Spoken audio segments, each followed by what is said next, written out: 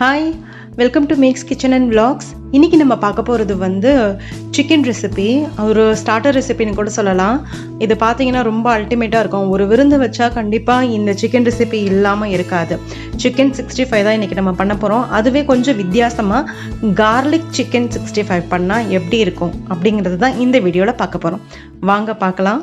நம்ம சேனலை இன்னும் சப்ஸ்கிரைப் பண்ணாதவங்க மறக்காமல் சப்ஸ்கிரைப் பண்ணிக்கோங்க. பக்கத்தில் இருக்கிற பெல் ஐக்கானையும் ப்ரெஸ் பண்ணுங்கள். அப்போ தான் நான் போடுற வீடியோவோட அப்டேட்ஸ் உங்களுக்கு வரும். சிக்கன் 65க்கு ஃபஸ்ட்டு தேவையான மிக்சிங் வந்து என்னென்னு பார்த்துடலாம். ஒரு பவுல் எடுத்துக்கோங்க. அந்த பவுலில் கொஞ்சமாக தயிர், நான் ஒரு 1.5 ஸ்பூன் தயிர் போட்டுக்கிறேன். அதுக்கப்புறமா தேவையான அளவு உப்பு, அப்புறம் இது கரம் மசாலா பொடி ஒரு 1/2 டீஸ்பூன்.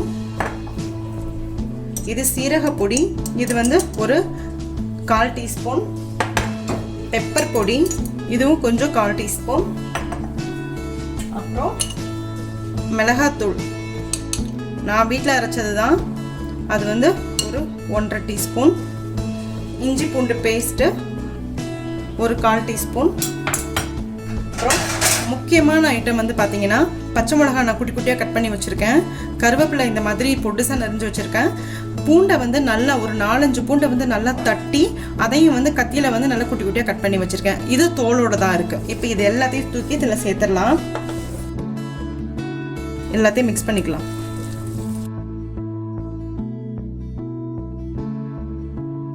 இப்போது இந்த மிக்சிங் ரெடி ஆகிடுச்சு. 65க்கு உண்டான மசாலா நான் சிக்கன் வந்து ஒரு 300 கிராம் எடுத்திருக்கேன். அதில் வந்து இதை கம்ப்ளீட்டாக நம்ம போட்டுடலாம். இந்த டைம்லேயே நீங்கள் உப்பு காரம்லாம் செக் பண்ணிக்கலாம். இப்போ இந்த மசாலாவை இதில் போட்டாச்சு. இதோடு சேர்த்து நல்லா மிக்ஸ் பண்ணிக்கோங்க. நான் தண்ணியை ஊற்றலை. அந்த தயிர் ப்ளஸ் அந்த தயிரோடு மிக்ஸ் பண்ணதில் இந்த சிக்கனில் வந்து கண்டிப்பாக நம்ம உப்பு சேர்க்கும்போது தண்ணி விடும். ஸோ அந்த தண்ணியே போதும்.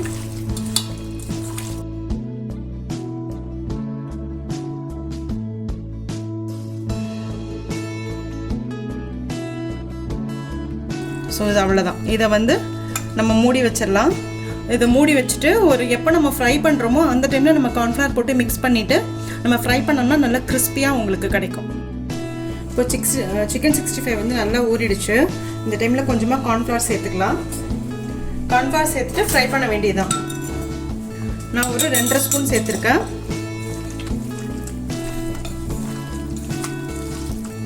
நான் கடாயில் வந்து எண்ணெயும் காய வச்சாச்சு.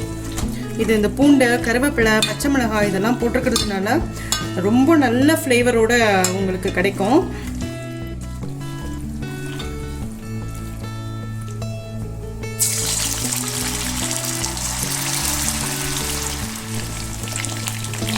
சூப்பராக 65 ஃப்ரை ஆகிட்டுருக்கு. மேக்ஸிமம் 5 மினிட்ஸ் நீங்கள் எடுத்துடலாம். பாருங்கள், ஒன்றையும் கருவேப்பிலை, பூண்டு, பச்சை மிளகாய் இதெல்லாம் ஒட்டிகிட்ருக்கோம். அந்த ரோஸ்ட் பண்ண பூண்டை வந்து சாப்பிட்றதுக்கே வந்து அவ்வளோ டேஸ்ட்டாக இருக்கும். பாருங்கள் எவ்வளோ சூப்பராக, ஆர்டிஃபிஷியல் கலர் எதுவுமே போடல, எவ்வளோ அழகாக குக் ஆகிருக்கு பாருங்கள்.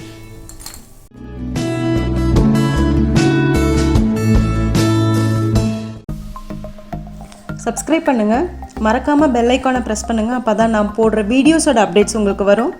லைக் பண்ணுங்கள், கமெண்ட் பண்ணுங்கள், ஃப்ரெண்ட்ஸோடு ஷேர் பண்ணுங்கள். தேங்க்யூ.